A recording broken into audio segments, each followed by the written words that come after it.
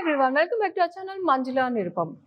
ఈ రోజు ఏ వీడియో చేయబోతున్నాను అంటే వీడియో స్టార్ట్ చేస్తున్నాను, నువ్వేం ఆలోచిస్తున్నావు? 2898 గురించి ఆలోచిస్తాను. కల్కి మూవీనా? యా, కల్కి 2898 లో ప్రాబ్లమ్స్ వస్తాయని చెప్పాడు. బా, ఇప్పుడు అదెందుకు?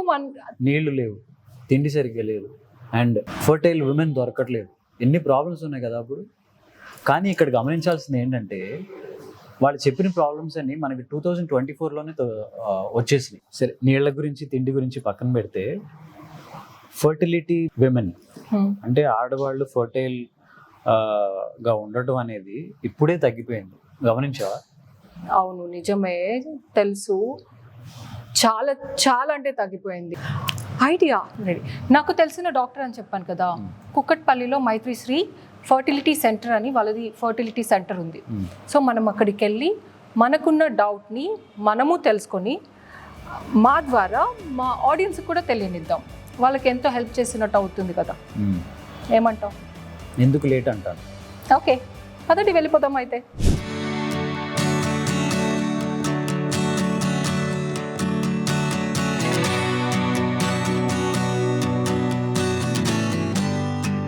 Hi doctor. హలో అండి, how are you? What a pleasant surprise. ఏంటి అసలు అయినా మీరెందుకు క్లినిక్ లో? చెప్తా. చాలా ఒక సమాజం మీద ఒక బాధ్యతతో భావితరాలు ఏమైపోతారు అన్న ఆందోళనతో వచ్చాం. మాకు తెలియకుండా ఏదేదో అనుకోవడం ఎందుకు, డాక్టర్ని అడిగి క్లారిఫై చేసేసుకుందాం. And at the same time జనాలకి కూడా ఒక మంచి ఇన్ఫర్మేషన్ ఇచ్చినట్టు అవుతాం కదా అని మీ దగ్గరకు వచ్చేసాం అనమాట. Yeah, and more over me side నుంచి చెప్పినప్పుడు జనాలకు కూడా చాలా బెటర్ గా అర్థమవుతుంది. అండ్ అంటే అదే మాకే ఇన్ని డౌట్స్ ఉన్నప్పుడు మామూలు జనానికి, పెద్ద చదువుకోని వాళ్ళకి, వీళ్ళ మైండ్లో ఇంకా చాలా డౌట్స్ ఉంటూ ఉంటాయి కదా. వేరేజ్ మనం 2024లో ఇప్పుడే ఆ ఫేజ్లో ఉన్నాం. చాలా అలాంటి ప్రాబ్లమ్స్ చాలా వింటూ ఉన్నాం. ఫర్టిలిటీ గురించి ఇట్లా రకరకాలు. అలాంటి సిచ్యువేషన్ మనం ఎందుకు ఫేస్ చేస్తున్నాం? మనము బేసికలీ అది చూసుకుంటే మన పేరెంట్స్ ఉన్న ఎన్వైరన్మెంట్ అనేది మనం లేవు. ఆల్మోస్ట్ లైక్ ఒక 20-30 ఇయర్స్ ముందు ఎన్వైరన్మెంట్ ఎలా ఉందో ఇప్పుడు అస్సలు అలా లేదు. మనం బేసిక్ గా అసలు రోడ్ పైన వెళ్తున్నా కానీ so much of pollution, and మనం తీసుకునే ఫుడ్ లో కూడా ఎన్నో పొల్యూటెంట్స్ అనేవి ఉంటున్నాయి. మనం ఎంతైనా ఆర్గానిక్ అని తీసుకుంటున్నాం కానీ ఎంత మటుకు అది ఆర్గానిక్ అనేది మనకు తెలియదు. బట్ ఆ ట్యాగ్ చూసి మాత్రం ఓకే ఆర్గానిక్ అన్నట్టుగా మనం కొనేస్తాం అవి. అదొక సాటిస్ఫాక్షన్. ఆ చిన్న చిన్న వస్తువులలోనే ఇంత మనకి పొల్యూషన్ ఇవన్నీ ఉంటున్నప్పుడు సో ఆబ్వియస్ గా మన ఫర్టిలిటీ పొటెన్షియల్ అనేది కూడా తగ్గిపోతుంది. ముందు కాలంలో ఇంకా పెళ్లి అనేది ఎప్పుడయ్యేది? వాళ్ళకి ఆడవారికి ఒక 17 ఇయర్స్ 18 ఇయర్స్ ఆ లోపల పెళ్లి అయిపోయేది. ఇప్పుడు ఆల్మోస్ట్ 30 రీచ్ అయ్యే వరకు ఎందుకు మన క్యారియర్ అని మనం చదువుకోవాలని టూ మెనీ కమిట్మెంట్స్. సో ఇవన్నిటి వల్ల కూడా లేట్ మ్యారేజెస్ అనేవి అయిపోతున్నాయి. సో ఈ రీజన్స్ వల్ల మనకి ఫర్టిలిటీ ఇష్యూస్ అనేవి చాలా క్రాప్ అప్ అయిపోతున్నాయి. అంటే ఫుడ్ విషయంలో ఏమన్నా జాగ్రత్తలు తీసుకోగలిగితే ఈ ప్రాబ్లం ఓవర్కమ్ అవ్వచ్చా? ఫుడ్ విషయంలో కొంచెం మటుకు ఓవర్కమ్ అవ్వచ్చు. అంటే లైక్ ఇప్పుడు ఫర్ ఎగ్జాంపుల్ ఈవెన్ మనం వాడే కాస్మెటిక్స్ కూడా, దాంట్లో కూడా ఎన్నో పొల్యూటెంట్స్ అనేవి ఉంటున్నాయి. ఇప్పుడు ఈ మధ్య కాలంలో వస్తే చిన్న పిల్లలు కూడా మాకు నెయిల్ పాలిష్ కావాలి, లిప్స్టిక్ కావాలి. అవును అవును. సో అవన్నీ యాజ్ అ పేరెంట్ మనం కొంచెం కట్ డౌన్ చేయగలిగితే వాళ్ళ ఎన్వైరన్మెంట్ మనం చేంజ్ చేయగలము. అండ్ ఫుడ్ విషయానికి వచ్చేస్తే we can avoid junk food లాంటివి మనము అవాయిడ్ చేసుకోగలిగితే. జంక్ ఫుడ్ విన్నావా? బట్ ఇట్స్ లైక్ కంప్లీట్ గా అవాయిడ్ చేయడం అనేది ఎవరి వల్ల కాదు. వన్స్ ఇన్ అ వైల్ మనం తీసుకోగలిగితే బెటర్ ఉంటుంది. అండ్ ఈ మధ్య టీనేజర్స్ కూడా చాలా ఎంత వెయిట్ గెయిన్ అవుతున్నారు. సో అక్కడి నుంచే మనకి ఇష్యూస్ అనేవి స్టార్ట్ అవుతున్నాయి. సో మన బేసిక్ లైఫ్ స్టైల్లో కొంచెం చేంజెస్ అనేవి చేసుకోగలిగితే that would be better. And for example ఇప్పుడు ఫీమేల్స్ లో చూసుకుంటే నార్మల్ గా మనం ఏమనుకుంటాము, ఏజ్ ఎక్కువైనప్పుడు ఈ ఎగ్ నంబర్ తగ్గుతుంది అన్నట్టుగా అనుకుంటాం.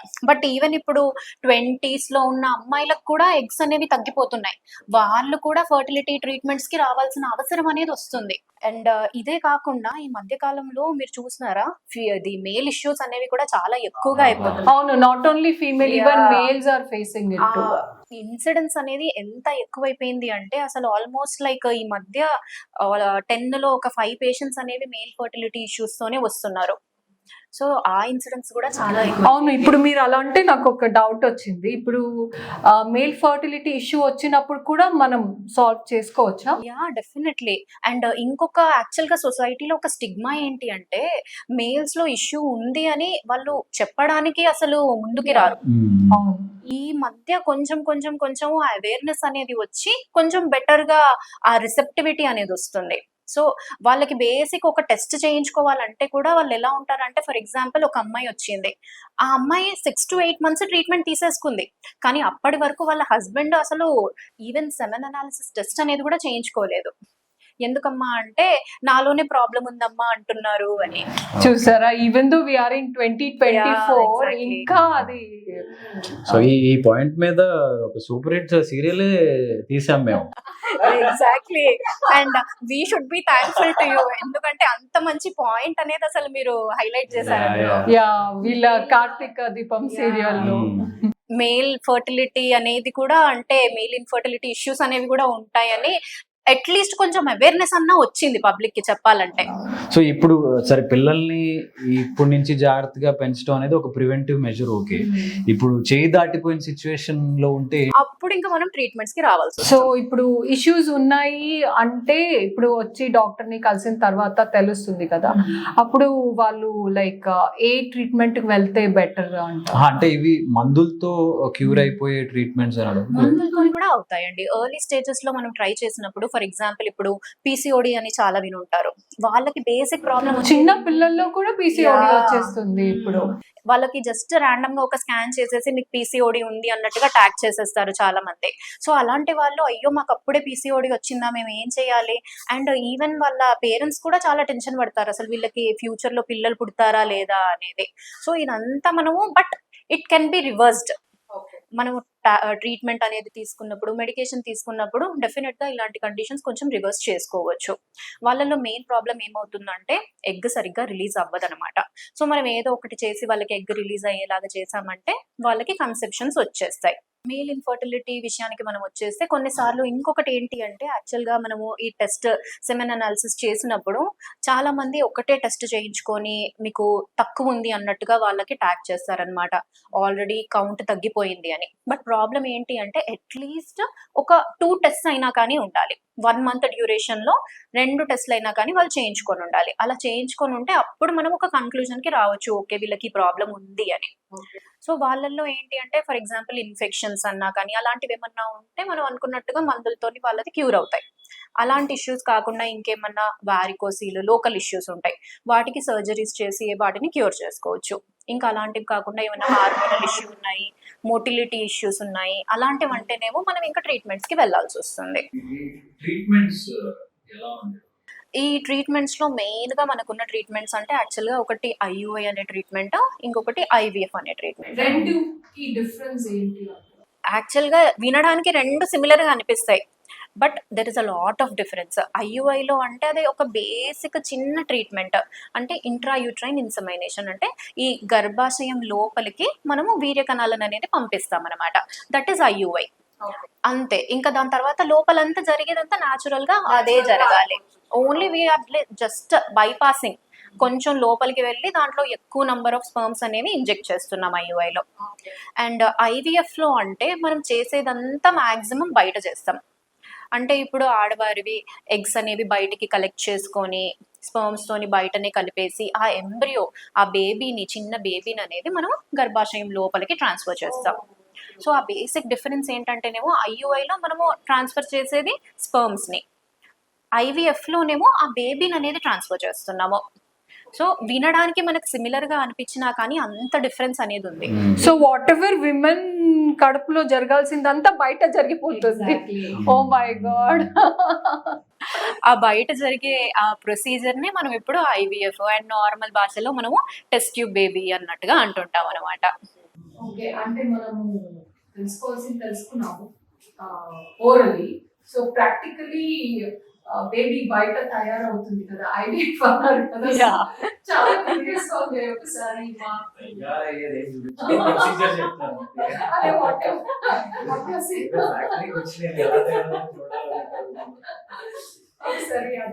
Yeah definitely now we can see the procedure. మనం ఓటీకి వెళ్దాం ఇంకా.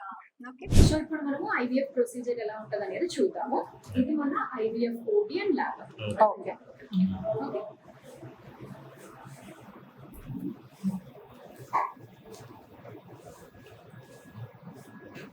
లేడీకి ఎగ్స్ అనేవి పిక్ చేసుకుంటాము.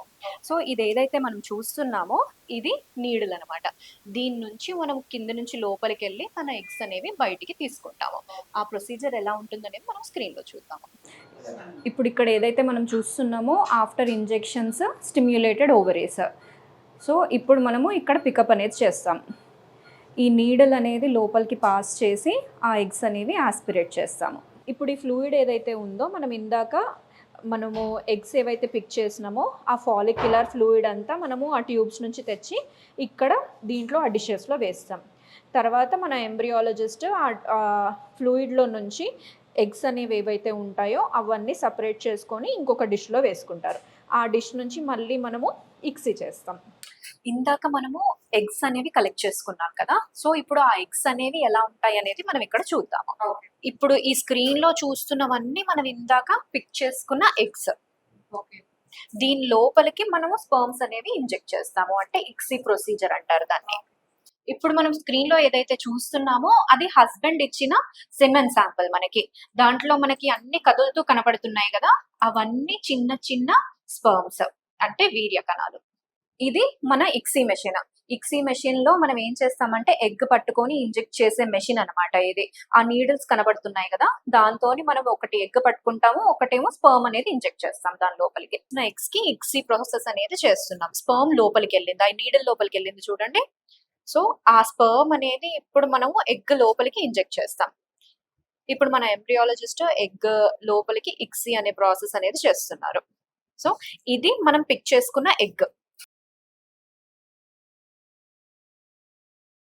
ఆ నీడిల్ తోని మనము ఆ హోల్డింగ్ అంటారు దాన్ని ఎగ్ అనేది పట్టుకొని ఈ నీడిల్ లోపలికి ఏదైతే మనము స్పర్మ్ అనేది ఇంజెక్ట్ చేసుకున్నామో ఆ స్పర్మ్ ని మళ్ళీ మనం తీసుకెళ్లి ఎగ్ లోపలికి ఇన్సర్ట్ చేస్తున్నాం. సో ఈ ప్రాసెస్ ని ఇక్సీ ప్రొసీజర్ అంటారు, అంటే ఇంట్రాసైటోప్లాస్మిక్ స్పర్మ్ ఇంజెక్షన్. అది చిన్నగా ఆ స్పర్మ్ లోపలికి వెళ్తుంది చూడండి అక్కడ నీడిల్లో. ఇప్పుడు ఆ నీడిల్ లోపలి నుంచి ఎగ్జాక్ట్లీ అది అలా స్విమ్ అవుతా లాగా మెల్లిగా వెళ్తుంది. సో ఇప్పుడు వెళ్ళి ఎగ్ లోపలికి డిపాజిట్ అయిపోయింది. అలా హౌ మెనీ ఎగ్స్ కి ఇన్సర్ట్ చేయాల్సి వస్తుంది? నార్మల్ గా ఇప్పుడు జనరల్ గా లేడీకి ఒక 7 to 10 ఎగ్స్ ఉన్నాయి అంటే ఆ ఎగ్స్ అన్ని మనం పిక్ చేసుకొని అందులో ఎన్నైతే బాగున్నాయో ఆ ఎగ్స్ కి మాత్రమే మనం ఇంజెక్ట్ చేయగలము. సో అలా ఇప్పుడు తనకి ఒక 8 ఎగ్స్ అనేవి వచ్చాయి. ఆ 8 ఎగ్స్ లోపలికి మనం హెల్దీ స్పర్మ్స్ అనేవి సెలెక్ట్ చేసుకొని వాటిని మనం ఎగ్ లోపలికి ఇంజెక్ట్ చేసాము. సో ఇది ఇక్సీ ప్రొసీజర్. ఇది అయిన తర్వాత దీన్ని మనం ఏం చేస్తాం అనేది నెక్స్ట్ చూద్దాం. ఇందాక మనం ఏవైతే ఎగ్స్ అనేవి ఇక్సీ చేసామో వాటిని మనము ఈ ఇన్క్యుబేటర్ లో పెడతాము. సో ఇది జస్ట్ లైక్ లేడీ గర్భాశయం లాగా. గర్భాశయంలో ఏదైతే జరుగుతుందో ఇది మనకు ఆ పని చేసి పెడుతుంది. ఓకే అడ్వాన్స్డ్ గా ఆర్టిఫిషియల్ ఇంటెలిజెన్స్ అన్నట్టు. Exactly. అంతే. ఎన్ని రోజులు పెట్టాలి? యూజువల్ గా మనం ఎంబ్రియోస్ అనేవి 3 to 5 days మధ్యలో పెడతామంటే మనం ఇప్పుడు ఆ ఎంబ్రియో అనేది 5th day వరకు అనేది బ్లాస్టోసిస్ట్ అంటాం. దాని తర్వాత ఇన్ కేస్ మనకు ట్రాన్స్ఫర్ ప్లాన్ ఉందంటే మళ్ళీ గర్భాశయం లోపలికి ట్రాన్స్ఫర్ చేస్తాం. ట్రాన్స్ఫర్ చేయడం లేదు అంటే వాటిని మళ్ళీ ఫ్రీజ్ చేసుకుంటాము. ఇది ఏదైతే ఇన్క్యుబేటరో అలాగే సేమ్ ఈ రెండు కూడా అలాంటి ఇన్క్యుబేటర్సే. ఇవి దానికన్నా ఇంకా కొంచెం అడ్వాన్స్డ్. ఇప్పుడు సైన్స్ ఎంత అడ్వాన్స్ అయింది అంటే ఇప్పుడు నాకు ఎగ్ ప్రొడక్షన్ చాలా బాగుంది, but I don't want to conceive. ఫ్యూచర్లో ఒక 3-4 years తర్వాత నేను కన్సీవ్ అవ్వాలనుకుంటాను. అప్పటికి నాకు ఎగ్స్ ఇన్ని ఉంటాయో లేవో నేను స్టోర్ చేసుకోవాలి. సో అలా కూడా చేసుకోవచ్చా? డెఫినెట్ గా ఆప్షన్ అనేది ఉందండి. దాన్నే మనము ఎగ్ ఫ్రీజింగ్ అంటాం అనమాట, ఊసైడ్ ఫ్రీజింగ్. సో ఆ లేడీకి ఈవెన్ మ్యారేజ్ కాకముందు కూడా ఫర్ ఎగ్జాంపుల్ ఏమన్నా క్యాన్సర్ అలా ఏమైనా ట్రీట్మెంట్స్ కి వెళ్ళాలి అని అనుకుంటుంటే వాళ్ళకి రేడియేషన్ ఇచ్చినప్పుడు ఊసైట్స్ డ్యామేజ్ అవుతాయి. సో అలాంటి వాళ్ళకి మనము ముందుగానే ఊసైట్స్ అనేవి పిక్ చేసుకుంటాం, చేసుకొని వాటిని ఫ్రీజ్ చేసుకుంటాం. మళ్ళీ లేటర్ వాళ్ళకి పెళ్ళైన తర్వాతనైనా కానీ ఆర్ఎల్స్ పెళ్ళి అయిపోయింది అంటే ఎంబ్రియో ఫ్రీజింగ్ కి వెళ్దాం, పెళ్లి కాలేదంటేనేమో ఊసైట్ ఫ్రీజింగ్ అనేది చేసుకుంటాం. అలా మనము ఎన్ని ఇయర్స్ ఎన్ని ఇయర్స్ అయినా కానీ పెట్టుకోవచ్చు, ఎన్ని ఇయర్స్ అయినా అయినా పెట్టుకోవచ్చు. Okay.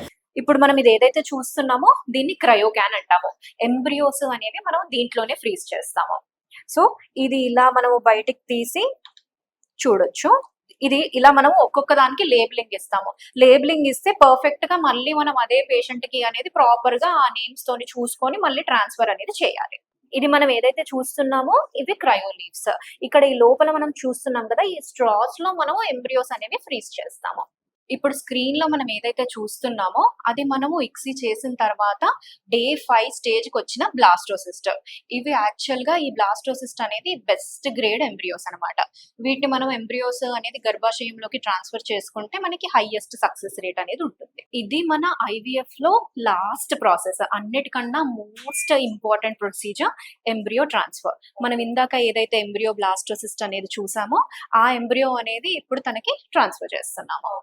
ఈ క్యాథెటర్ అనేది మనం యూట్రస్ లోపలికి పెట్టి దానిలో నుంచి మనం ఎంబ్రియోస్ అనేవి తన గర్భాశయం లోపలికి పంపిస్తాము. ఇది స్క్రీన్ లో మీకు కనబడుతుంది కదా, మనం వైట్ గా లోపలికి అనేది ఎంటర్ అవుతున్నామో అది మన క్యాథెటర్ అన్నమాట. సో దీని లోపలి నుంచి మనం ఇప్పుడు ఎంబ్రియోస్ అనేవి గర్భాశయం లోపలికి ట్రాన్స్ఫర్ చేస్తాము. సో ఇప్పుడు మనం ఇది లోపలికి వెళ్ళాము, ఇక్కడ మనం ఈ చోట ఎంబ్రియోస్ అనేవి డిపాజిట్ చేయాలి. అక్కడ ఏదైతే వైట్ డాట్ అనేది కనపడుతుందో ఇప్పుడు అవి మనం ట్రాన్స్ఫర్ చేసిన ఎంబ్రియోస్. సో ఇప్పుడు మనం ఓటీలో మొత్తం ఐవీఎఫ్ ప్రొసీజర్ అంతా కంప్లీట్ గా చూసాం. మీకు ఎలా అనిపించింది మీ ఎక్స్పీరియన్స్? అమ్మతనం అనేది చాలా ఇంపార్టెంట్. ఒక ఆడదానికి అమ్మతనం అనేది చాలా ఇంపార్టెంట్. దాంట్లో తన కంప్లీట్ ఇది అవుతుంది అన్నట్టుగా చెప్తారు కదా. సో అలా చాలా మంది అది మిస్ అవుతున్నారు. అండ్ దాని గురించి తెలియక, దాని గురించి ఇన్ఫర్మేషన్స్ లేక, ఏం చేయాలి ఏంటి అని గైడెన్స్ లేక, సో అవన్నీ ఐ థింక్ మనము ఈ వీడియో ద్వారా వాళ్ళందరికీ చెప్పాము అనుకుంటున్నా. And at the same time like you know నిజంగా డాక్టర్స్ దేవుడు అని ఇందుకే చెప్తారు అనుకుంటా. యునో ఒక లైఫ్ని ఇలా చేయడం అనేది నిజంగా గ్రేట్. డిఫెక్ట్ని, ఒక లోపాన్ని అలాగే వదిలేయకుండా దానికి ఒక సొల్యూషన్ కనుక్కుని మళ్ళీ వాళ్ళకి ఒక వరం ప్రసాదించినట్టు యాక్చువల్లీ. బట్ దీంట్లో మనం చేసే పని ఏంటి అంటే మనం ఓన్లీ ఒక పార్ట్ అనేది ప్లే చేస్తున్నాం, మొత్తం అంతా అంతే అంతే. Okay. And one more doubt ఏంటంటే ఇప్పుడు చాలా మందికి ఐవీఎఫ్ అంటేనే అరే అది ఆర్టిఫిషియల్గా కదా, టెస్ట్ ట్యూబ్ కదా, సో పిల్లలు ఎలా పుడతారో, మంచిగా ఉంటారో లేదో, ఏదైనా ప్రాబ్లమ్స్ ఉంటాయా, ఇలా రకరకాల క్వశ్చన్స్ వస్తూ ఉంటాయి కదా. సో మీరేమంటారు? ఐవీఎఫ్ ద్వారా పుట్టిన బేబీస్ నార్మల్ ప్రెగ్నెన్సీ ద్వారా ఎలా అయితే ఉంటారో వాళ్ళలాగే హెల్దీగా ఉంటారు, ఎటువంటి సమస్యలు అనేవి ఏవి ఉండవు. అండ్ ఇంకొకటి చాలా మంది అనుకునేది ఏంటి అంటే టెస్ట్ ట్యూబ్ బేబీ అంటే అదేదో ఒక పెద్ద టెస్ట్ ట్యూబ్ లో బేబీ రెడీ అయిపోతుంది, పెద్ద పెద్ద బేబీలను లోపల పెట్టేస్తారు ఆర్ మనకి ఇట్లా బేబీ ఇచ్చేస్తారు అన్నట్టుగా అనుకుంటుంటారు అనమాట. సో మనకి అట్లీస్ట్ మనం ఈ వీడియో ద్వారా మనకి టెస్ట్ ట్యూబ్ బేబీ అంటే ఏంటనేది చూపించగలుగుతున్నాము. కూడా ఒక natural process. Exactly. And even summer లో కూడా ఐవీఎఫ్ కి వెళ్ళకూడదు అన్నట్టు చాలా మంది చెప్తూ ఉంటారు. యాక్చువల్ గా సమ్మర్ లో చేసుకోవడానికి చాలా భయపడుతుంటారు అనమాట. ఇనీషియల్ గా ఎప్పుడైతే ఐవీఎఫ్ స్టార్ట్ అయ్యిందో అప్పుడు మనకి ఇంత ఫ్రీజింగ్ టెక్నిక్స్ అనేవి అప్పుడు అంత ఇదిగా లేవు. బట్ ఇప్పుడు మనకి అడ్వాన్స్డ్ టెక్నాలజీతోని కంప్లీట్ గా ఇప్పుడు మీరు చూసారు కదా, ల్యాబ్ అనేది మొత్తం ఐసోలేట్ అయ్యింది, బయట కండిషన్స్ తోని అస్సలు ఇన్ఫ్లుయెన్స్ అవ్వదు. సో సమ్మర్ అయినా వింటర్ అయినా ఎటువంటి సీజన్ లోనైనా కానీ మనం ప్రాసెస్ అనేది చేయించుకోవచ్చు. అండ్ ఇది చాలా కాస్ట్లీ ప్రాసెస్ అని only above middle class high range వాళ్ళు మాత్రమే ఇది ఆప్ట్ చేసుకోగలరు అనేది ఒకటి ఉంది. అంటే మరి middle class, below middle class వాళ్ళ పరిస్థితి బేసికల్లీ ఏమవుతుందంటే ఇది ఎలా అంటే ఇప్పుడు ప్రెగ్నెన్సీ అనేది ఒక ఎమర్జెన్సీ కాదు, అది మనము డెస్పరేట్ గా మనం కావాలి అంటే వెళ్ళి చేయించుకుంటాం. అదే ఇప్పుడు ఫర్ ఎగ్జాంపుల్ ఒక పర్సన్ కి హార్ట్ అటాక్ వచ్చిందంటే ఇది కాస్ట్లీయా, ఇది కాదా అన్నట్టు అనుకుంటారా? లేదు, అది ఎంత ఖర్చు అయినా వెళ్ళి చేయించుకుంటారు. సో ఇది మనకి ఎలా అయినా కావాలి అంటే ఈవెన్ నార్మల్ పీపుల్ కూడా ఎఫర్ట్ చేసుకునే ప్రైజెస్ లోనే ఉంటుంది. అది ఓన్లీ మనకు అప్పుడు చేయించుకోవాలన్న తాపత్రయం అనేది ఉండాలి. కరెక్ట్ గా చెప్పారు, కరెక్ట్, బెస్ట్ ఎగ్జాంపుల్. చాలా వరకు మాకున్న మిత్స్ కానీ అనుమానాలు కానీ మేము బయట నుంచి విన్న డౌట్స్ కానీ సో అన్నీ మీకు ఎక్స్ప్రెస్ చేసాము. మీరు అన్నిటికీ చాలా క్లియర్గా ప్రాసెస్ ఎలా జరుగుతుంది అనేది మేము యాక్చువల్లీ అది చూడగలమని ఎక్స్పెక్ట్ చేయలేదు, బట్ చూపించారు. మీరు కల్పించారు. Very nice. అండ్ దీని ద్వారా చాలా మందికి ఒక ఈ ప్రాసెస్ మీద ఒక అవగాహన వచ్చి ఉంటుంది, ఒక క్లారిటీ వచ్చి ఉంటుందని నమ్ముతున్నాం. యా, అంటే లాస్ట్ అండ్ ఫైనల్ క్వశ్చన్, ఇక్కడ మైత్రి శ్రీ హాస్పిటల్లో సక్సెస్ రేట్ అనేది షార్ట్ పీరియడ్లో చాలా ఎక్కువ ఉంది కదా, so I'm very much happy for that. So దాని గురించి ఏదైనా కొంచెం సీక్రెట్ ఆఫ్ యువర్ అదేంటంటే అండి, నార్మల్గా ఇప్పుడు ప్రతి పేషెంట్ని అంటే వాళ్ళకి ఎలా ఉంటుందంటే మనము వాళ్ళ షూలో ఉంటే ఎలా అయితే ఉంటుందో ఆ విధంగా మేము ప్రతి పేషెంట్ని పర్సనలైజ్డ్ కేర్ అనేది తీసుకొని, ఒకవేళ వాళ్ళకి బాగాలేదు అంటే మళ్ళీ వాళ్ళకి ఎక్స్ప్లెయిన్ చేసి అవసరమైతే ఇంకోసారి ప్రొసీజర్స్ చేసి అన్ని ట్రాన్స్పరెంట్గా వాళ్ళతో డిస్కస్ చేసిన తర్వాతనే ఎటువంటి ప్రొసీజర్ అయినా కానీ చేస్తాము. So that is the reason for our success.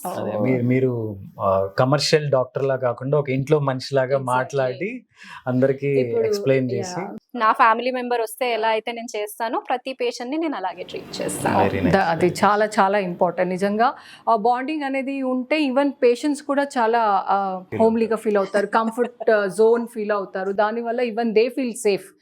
So which is very important. Thank you very much అండి. మీ టైం తీసుకొని మీరు వచ్చి ఇదంతా మీరు అందరికి చూపించాలనుకున్న దానికి మా తరఫు నుంచి థ్యాంక్ యూ సో మచ్. మీకు థ్యాంక్స్ చెప్పాలి, బికాజ్ మాకున్న డౌట్స్ని క్లియర్ చేసి మాకే కాకుండా మీ త్రూ మా ఆడియన్స్కి మేము చెప్పగలిగాము. మీకు కూడా thank you very much. So చూసారు కదా, అంటే ఈ వీడియో త్రూ మీకు చాలా తెలిసిందనే అనుకుంటున్నాము. మీకు ఏదైనా ఒక చిన్న డౌట్ ఉన్నా సో మీకు మీరు ఏదో అనుకోకుండా ఫస్ట్ అయితే వచ్చి డాక్టర్ని కన్సల్ట్ చేస్తే అది మెడిసిన్ త్రూనా లేదా ట్రీట్మెంటా ఏం చేయాలి అనేది చెప్తారు. అండ్ ఆల్సో మైత్రి డాక్టర్ కుకట్పల్లిలో ఉంటారు. మీకు వాళ్ళ అడ్రస్ డీటెయిల్స్ ఎవ్రీథింగ్ నేను డిస్క్రిప్షన్లో మెన్షన్ చేస్తాను. మీరు కూడా పర్సనల్గా వచ్చి కలవచ్చు, ఫోన్ చేసి అపాయింట్మెంట్ తీసుకోవచ్చు. ఈ వీడియో మీ అందరికీ హెల్ప్ అయింది, యూజ్ అయింది అనుకుని ఈ వీడియో ఇక్కడికి క్లోజ్ చేస్తున్నాము. Thank you so much. Keep supporting us, keep loving us. Do subscribe to Manjula Nirupam. Love you all.